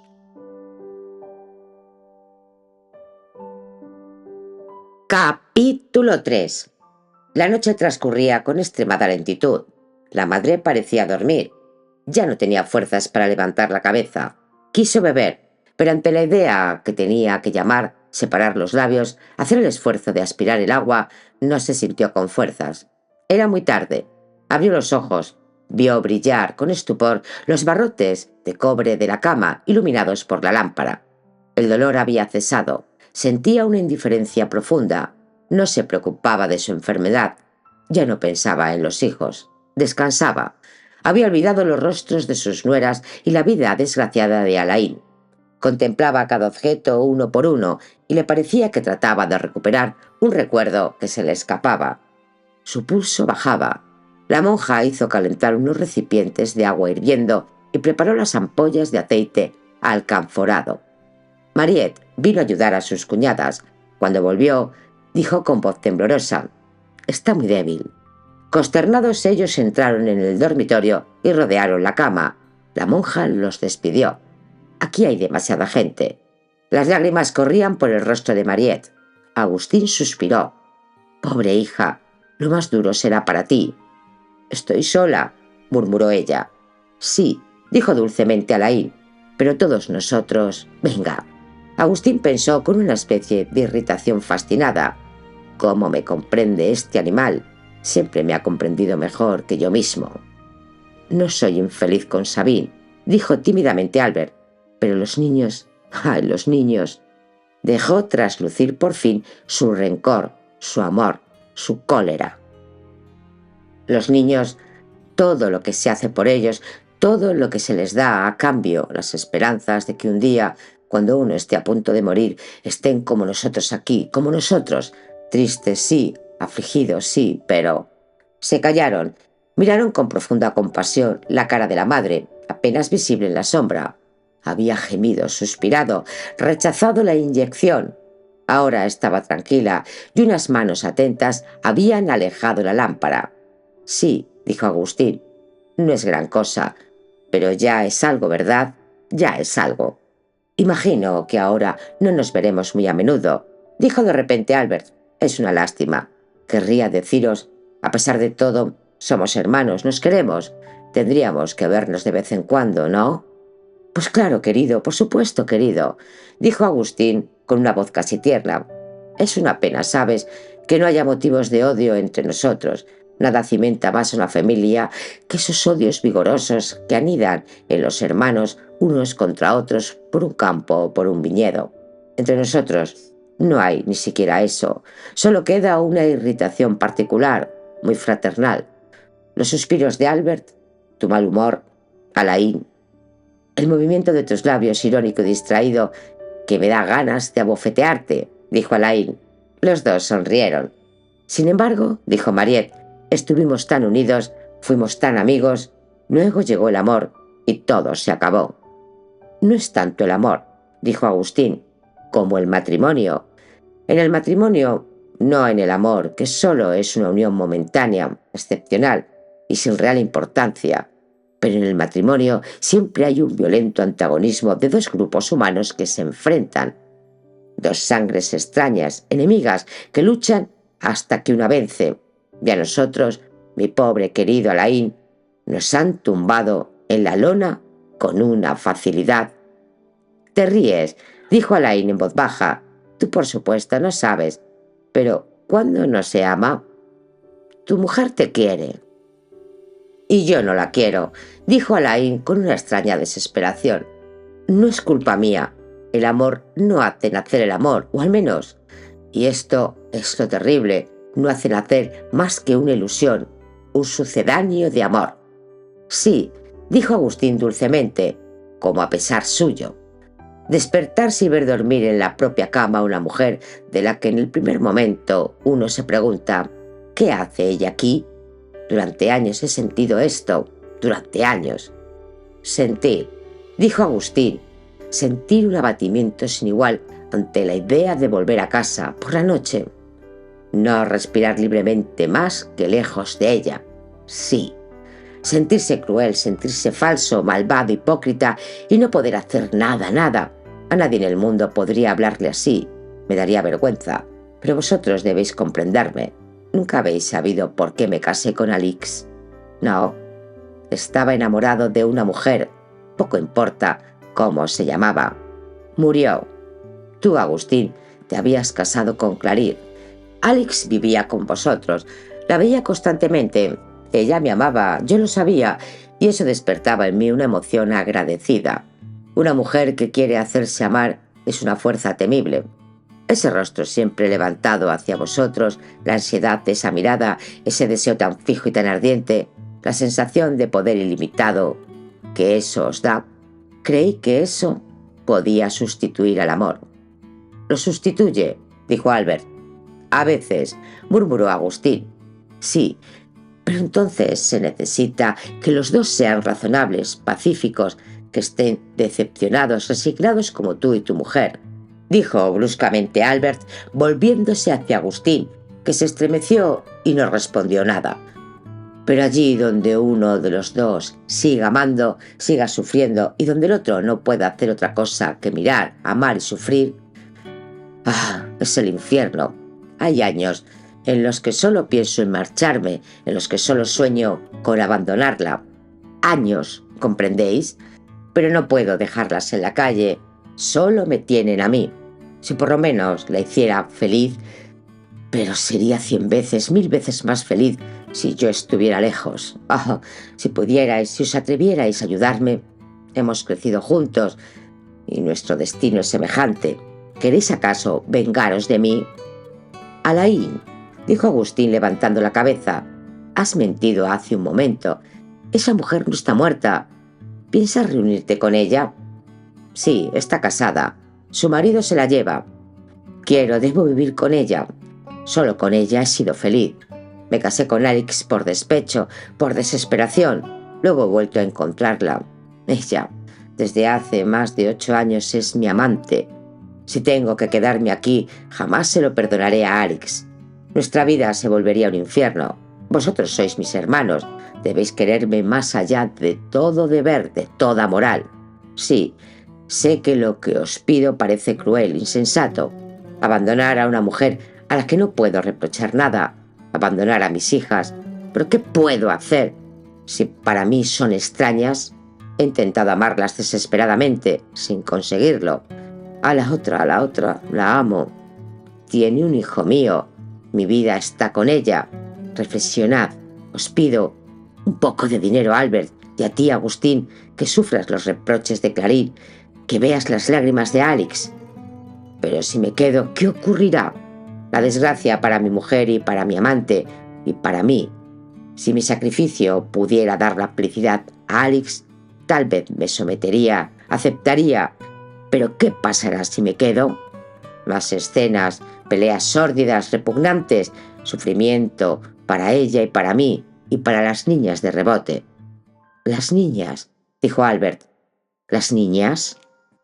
¿Y tú dices eso, tú? ¿Qué te han dado tus hijos? ¿Qué satisfacciones? ¿Qué gratitud? ¿Qué cariño? ¿Son acaso felices contigo? ¿Crees acaso que te necesitan? Dices, hacer la felicidad de los hijos. ¿Qué haces por Jean Noël?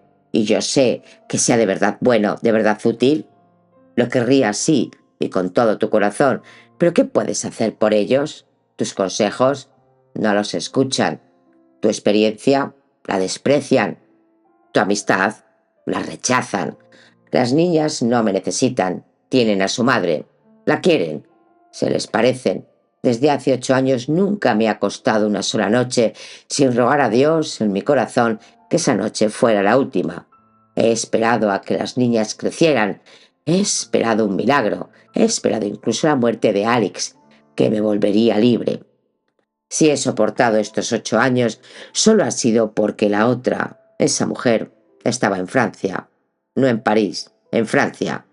Venía a verme a veces y yo me escapaba 2 días para ir a su encuentro y ver al niño. Lleva el apellido de otro, pero lo quiero. Pasaba la noche en el tren. Abrazaba al niño, al día siguiente regresaba. ¿Ella no quiere dejar a su marido?, preguntó Mariette en voz baja. No, por el dinero. Además quiere al niño. Es complicado. ¿Quién es?, preguntó Mariette. Él no respondió. Sus hermanos se esforzaron durante un instante por adivinar quién era aquella mujer, pero no dijeron nada, prefiriendo dejarle cada uno los rasgos de su propio sueño. Agustín se levantó, fue lentamente hasta la puerta cerrada, miró largo rato a través del cristal a las mujeres en el salón vecino. A la luz de las palabras de Alain, su propia vida se aclaraba. Pensaba en su hermano con esa mezcla de desprecio lúcido, de irritación y de apego singular, casi animal, que forma el vínculo fraterno. Pero para él, salvo para los suyos, para los seres de su sangre, podía, en ciertos momentos rarísimos, sentir esto: que él al menos sea feliz. Preferiría serlo yo, pero ya que no soy yo, él al menos. Volvió hacia Alain y murmuró: Es una estupidez lo que quieres hacer, pequeño, pero bueno, que tú al menos tengas la vida que prefieres. Albert movió su cara gruesa y ansiosa. No lo lamentarás, pequeño. ¿No nos reprocharás nada? No, dijo sordamente Alain. Entonces, ¿qué quieres? Alain levantó la cabeza. Un imperceptible suspiro escapó de sus labios. Preguntó, ¿de veras? Haré lo que me digas que haga, dijo Albert. Yo mismo hablaré con Alex, dijo Agustín. Volvieron a sentarse. Se apretaron unos contra otros en la penumbra. Cada uno de ellos, enternecido, pensaba, en el fondo no tenemos más que esto, este calor humano. Era tarde, pasaba la noche. Mariette se estremeció, pensando en la lluvia de fuera y en la cama que la esperaba, donde dormiría sola entre unas sábanas frías. En silencio, medio adormilados, esperaron la mañana. Luego Alain fue a dejarse caer en el sofá. Su largo cuerpo asumió bruscamente un aspecto débil e infantil. Susurró, «Llamadme si me necesitáis». Casi de inmediato se durmió profundamente. Al principio suspiró, se agitó, gimió, pero pronto el sueño lo sosegó, borró la pequeña mueca irónica y triste de los labios. A veces, ora uno, ora otro, se despertaba, se levantaba, se acercaba de puntillas a los pies de la cama de la madre, miraba aquel rostro inmóvil. Como en sueños se inclinaba uno sobre un agua oscura donde se debate, sin que se pueda tenderle la mano ni ir en su ayuda, un hombre vivo. Por fin al alba la madre pareció animarse. Agustín dijo en voz baja, «No sé, me parece que va mejor». Al principio ella no lo reconoció, lo rechazó, quiso decir, «¿Los niños? ¿Dónde están los niños? ¿Quién se ocupa de los niños?» Vio a la monja acercársele. «¿Se siente mejor? ¿Está menos débil?» Los labios de la anciana se agitaron, pero de ellos no salió sonido alguno. Sin embargo, había entendido. Mejor, de la vida que había vuelto. Sentía la sed, el olor de la fiebre, el calor, el peso de las mantas, la luz que le hería los ojos. Volvió penosamente la cara. La monja le tocó la mano y sonrió. «Vamos mejor». Albert se unió a ellos. Esperaron al médico. Los rasgos de la madre iban perdiendo poco a poco su expresión de calma. Fueron recorridos por sobresaltos. Murmuró palabras confusas, de un tono provocador y lastimero. Sus mejillas seguían estando grises como la ceniza, pero respiraba más ágilmente y el horrible silbido que había llenado la habitación toda la noche por fin se callaba. Agustín posó en la frente de su madre sus dos manos frescas, cuyo contacto era suave y calmante. Dijo a media voz, apartando los mechones que caían sobre los ojos de la anciana. «Bueno, ¿vas mejor, querida mamá?» Los labios de la mujer sonrieron, pero los ojos permanecían turbios y ansiosos, llenos de sombra. Murmuró imperceptiblemente, «Sí». Agustín se volvió hacia Albert, inmóvil. «Bien, querido». No acabó. Los hermanos se miraron e hicieron un movimiento idéntico. Bebieron lentamente el aire, como un trago de agua fresca. Luego apartaron la cabeza deprisa. Se había acabado. La noche había acabado. Su madre iba mejor. Una paz divina llenó por un instante su corazón. Y de inmediato sintieron la fatiga y el frío. Agustín se estiró, bostezó nervioso. Contemplaron con hostilidad el triste desorden de aquella habitación de enferma en la luz gris. La monja volvía a dormirse. Apoyaron uno tras otro sus bocas en la frente de la enferma y salieron. Agustín se acordó de que no había dormido, de que tenía hambre.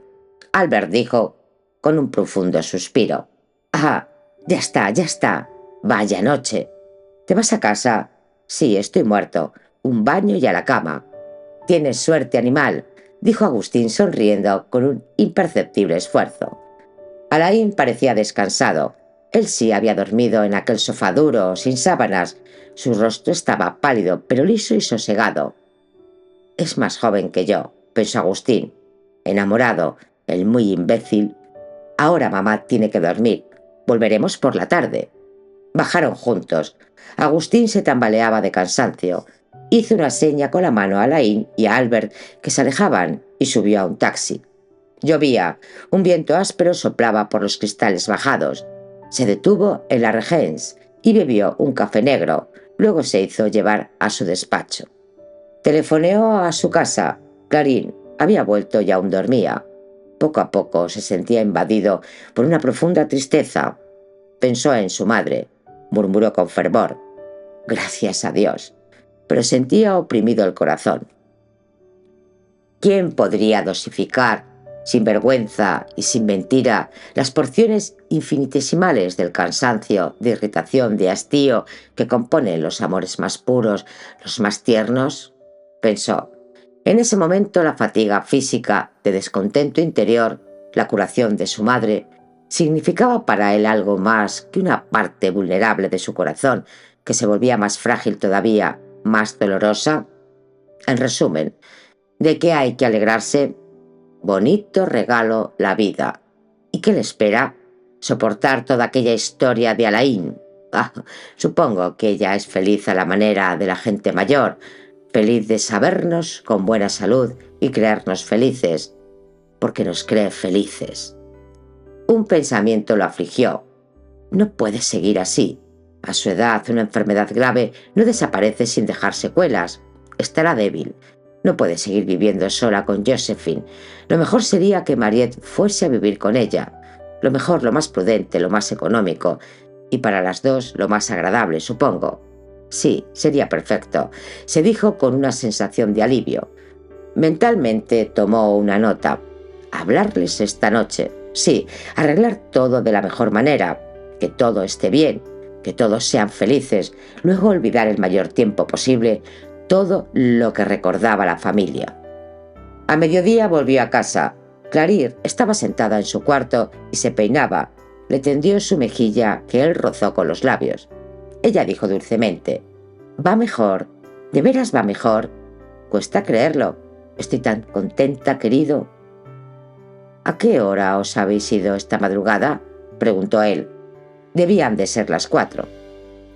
«A través de la puerta he visto a Alain dormido en el sofá y también tú parecías dormir. No he querido entrar». «¿Cuándo vuelves a casa de mamá?»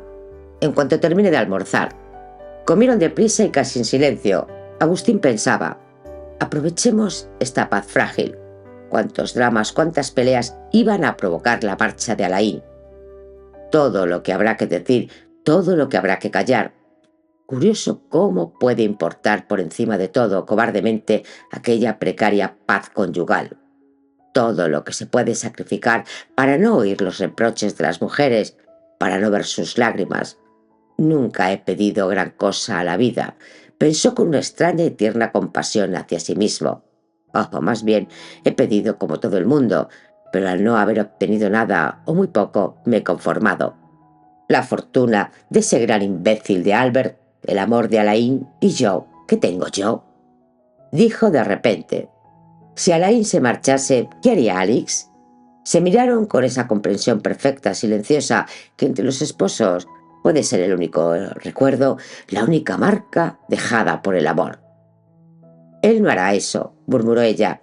«Imagino que tú no lo permitirás». Agustín se encogió de hombros. ¿Cómo podría impedirlo? Si acudiese a Albert. «Albert, conoces a tu hermano. Prometerá todo en un momento de enternecimiento y al día siguiente sus valores ingleses o australianos necesitarán 3 puntos y todo recaerá sobre nosotros. Acuérdate del divorcio de Mariette, el juicio, todas las complicaciones. Tus hermanos siempre te han sacrificado». «Tienes razón», pensó Agustín. No respondió y se fue. Volvió a casa de su madre. La dejó al cabo de 1 hora. El médico había pasado. Todo el peligro había remitido. La convalecencia sería larga. Alain llegó también después del cierre del banco. Como sus hermanos, empezó a hablar en un tono vivo y cordial. Luego se calló. La anciana se quejaba. «No me gusta este médico. Ha escuchado mi corazón 2 segundos y se ha marchado. Tenía 1000 preguntas que hacerle. Tengo la pierna hinchada». «¿Quién ha encontrado ese médico?» «No sé, Agustín». «¿No habrá sido su mujer?» «Su mujer, sin duda». Él respondió algo al azar. Miraba a su madre y pensaba en la mujer que iba a encontrar, en la mujer a la que iba a dejar, en el niño. Esa misma mañana había dado la promesa formal de que partiría, de que pagaría su parte en la compra de la plantación, pues lo que no se había atrevido a decir a sus hermanos era que esa plantación pertenecía al marido de su amante. Qué infame era todo aquello, Dios mío. Pero ¿qué podía hacer? Aquello duraba desde hacía 8 años. El marido lo apreciaba, no se enteraba de nada, tenía confianza en él. Adoraba al niño, era feliz así. El remordimiento, el sufrimiento, los celos mismos, todo eso era para el amante, para él. ¿No vuelves a casa? No, mamá. ¿No cenas? No, mamá. ¿Pero qué pasa, pequeño? Nada, no tengo hambre. Eso es todo. Y espero a Agustín y a Albert. Vendrán a las 8. Pero Josephine puede prepararte algo de comer. No, no, mamá. ¿Qué dices? No entiendo nada, no comprendo nada. No tienes que jugar con tu salud. Siempre has sido delicado. La dejaba hablar, oyéndola apenas. No conseguía centrar su pensamiento en ella. Qué cruel es el fondo del alma, se dijo con desesperación. Se inclinó, le besó la mejilla. Ella repetía agitada: «Te lo ruego, para complacerme. Come, vete a comer». ¿Qué más podía decir? Las palabras maternas en el pasado, la única expresión de la sabiduría y del amor, ahora ineficaces y sin valor. Come, duerme, no llores, las únicas que subían a sus labios. Alain permanecía callado. Cogió un cigarrillo entre los dedos, se lo llevó a la boca, luego se acordó de que no había que fumar en la habitación del enfermo y dejó caer la mano. Esperaba. Miraba avanzar la aguja del péndulo. Aguardaba a sus hermanos. Habían prometido ayudarlo. Parecía que habían comprendido. Pero eso era la noche pasada, pensó tristemente. Una noche extraña, fuera del tiempo, y que la cercanía y el temor de la muerte volvían distintas, más solemne. Mientras que esta noche era una noche como las otras, como 1000 noches que los habían reunido allí. A ellos y a sus mujeres, junto con una anciana madre a la que se quiere, que se encuentra bastante bien, que curará. Confío en ellos, pensaba angustiado. Demasiado deprisa tal vez, una confianza demasiado fácil. La compra de la plantación se había realizado esa misma mañana por el marido de su amante, que había invertido en su lugar, sobre su palabra, 100.000 francos, o una fortuna. Si sus hermanos se negaban a ayudarlo, aquel hombre se habría arruinado por él. Y ella, la mujer que amaba, sus hermanos no sabían que ella partía esa misma noche.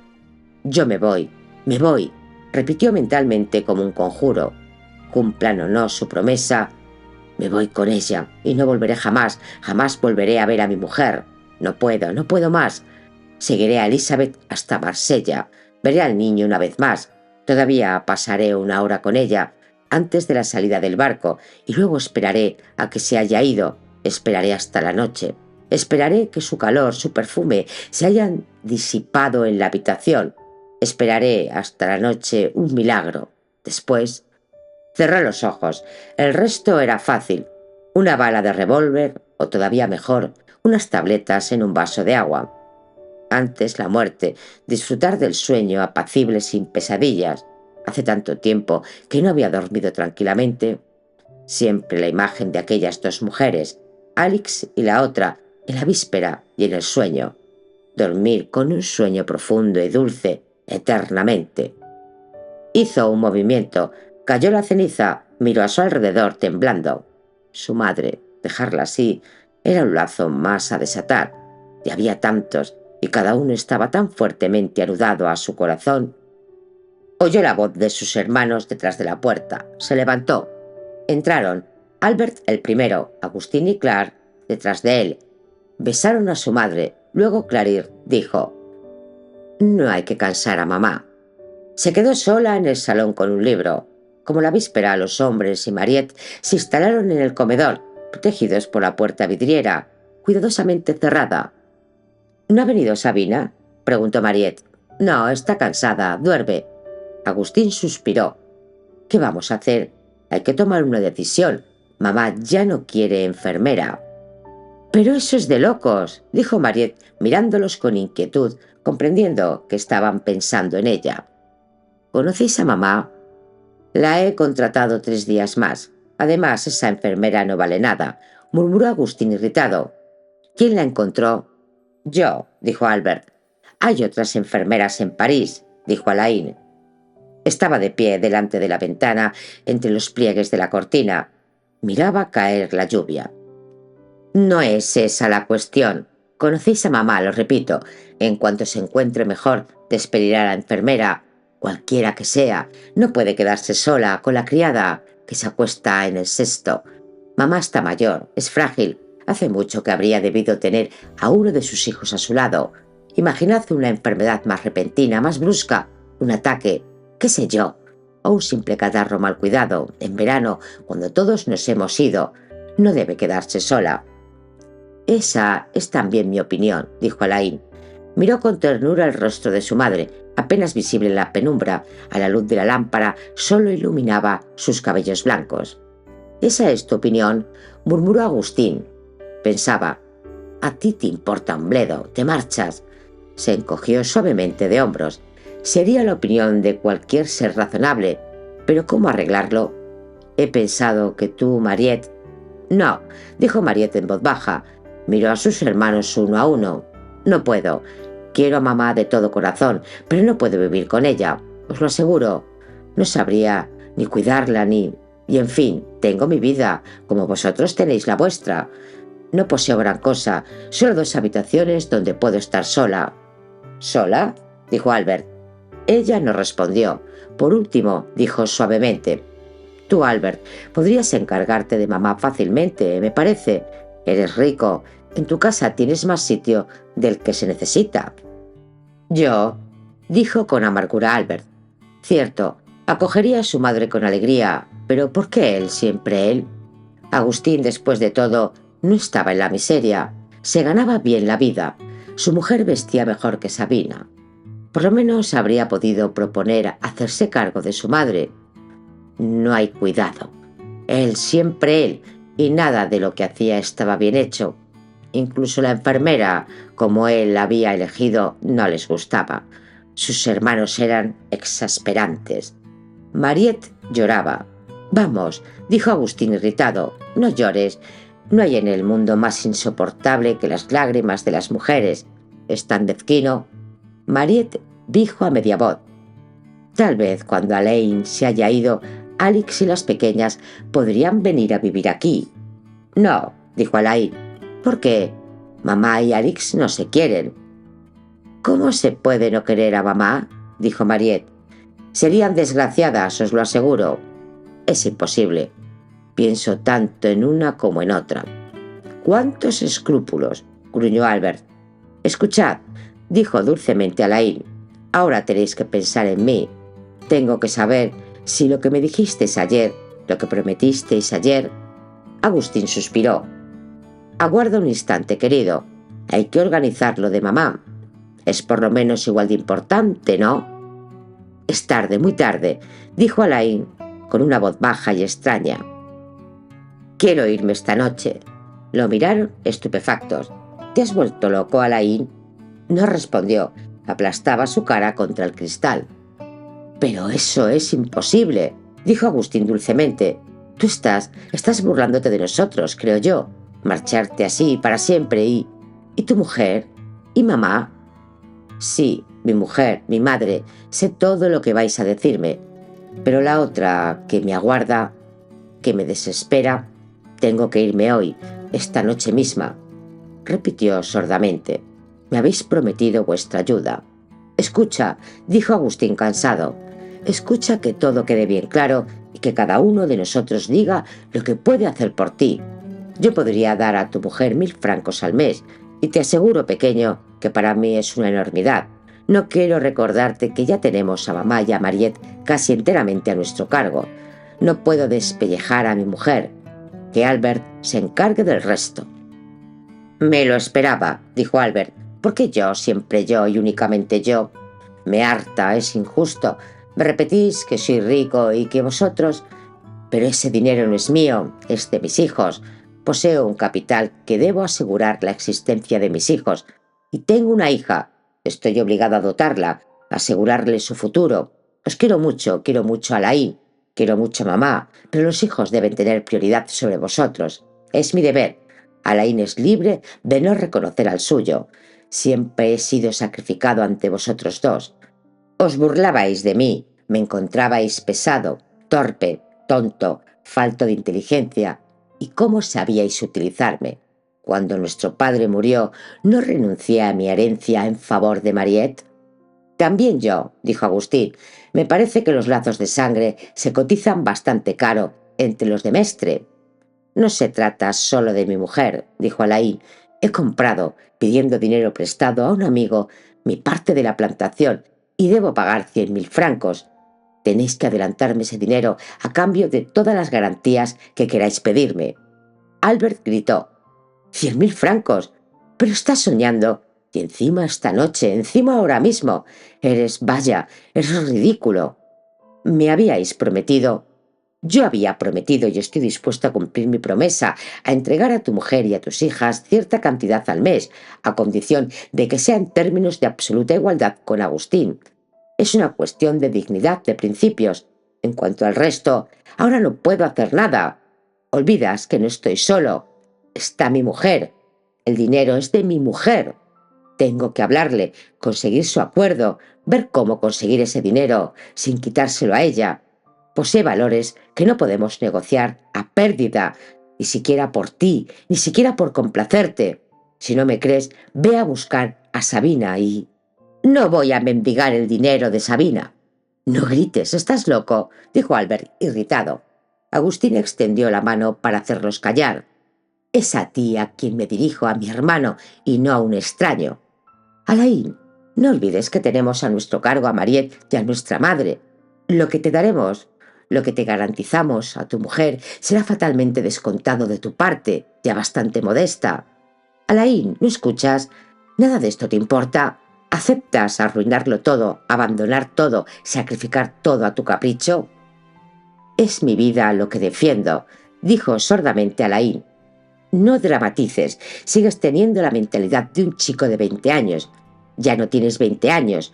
Llega una edad en la que se debe aceptar que uno ha echado a perder su vida, una edad en la que las acciones son irreparables. ¿Eres infeliz con Alix? ¿Y yo? ¿Crees acaso que yo soy feliz? Sin embargo, no digo nada, no me quejo, soporto mi vida.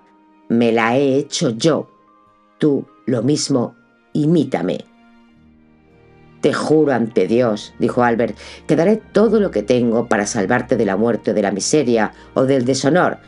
Pero nos pides que nos arruinemos para contribuir a tu desgracia, a la de tu mujer, a la de tus infelices hijitas, a la de tu madre.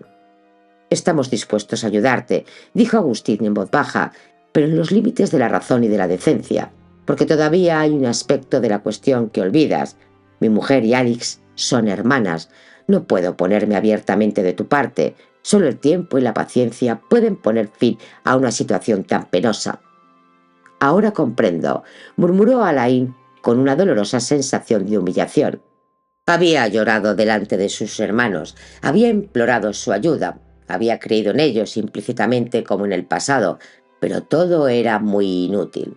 Qué rápido se habían echado atrás, con qué saña defendía cada uno sus bienes. Su soledad era más amarga, más asfixiante, su fragilidad sin remedios. Es tarde, dijo de nuevo. Si consentís, decidlo. Si os negáis, decidlo. Pero enseguida, no puedo esperar. No nos negamos, no podemos hacer más. Está bien, dijo Alain. Se levantó y se dirigió hacia la puerta. Agustín le cerró el paso. ¿A dónde vas? Vuelvo a casa. ¿A dónde quieres que vaya? Ajá. Entonces buenas noches, dijo Agustín con una voz cansada e irritada. Tienes suerte de poder dormir. Yo, en cambio, debo esperar al médico. ¿No das las buenas noches a mamá? Está dormida, dijo Alain con voz ronca. Buenas noches. Se marchó. Mientras tanto, la madre estaba despierta y escuchaba el eco apagado de la disputa. Oyó alejarse los pasos de Alain, luego, muy cerca de ellos, los de Agustín, los de Albert. Entraron de puntillas en la habitación. Buenas noches, mamá. ¿Tienes todo lo que necesitas, mamá? ¿Qué pasa, pequeños? ¿De qué hablabais? ¿Qué quería Alain? Nada, mamá, nada en absoluto. Venga, no te agites. ¿Estás enfadado, Albert? ¿Y tú, Agustín? ¿Enfadados? Vaya idea, mamá. Duerme, vuelve a dormirte. Nosotros esperamos al médico. El médico llegó y los tranquilizó completamente. Su madre estaba mejor, iba a curarse. Cuando todos se fueron, entró la gorda Josephine. ¿La señora va mejor esta noche? ¿La señora ya no está inquieta? No respondió. Cerraba los ojos, escuchaba el silencio del apartamento vacío, el paso lento de la enfermera que se preparaba a café negro para la noche, la larga noche solitaria. No se preocupaba por su enfermedad. Sabía bien que estaba curada. Espero que os haya gustado. Suscribiros, compartir y muchas más historias os contaré.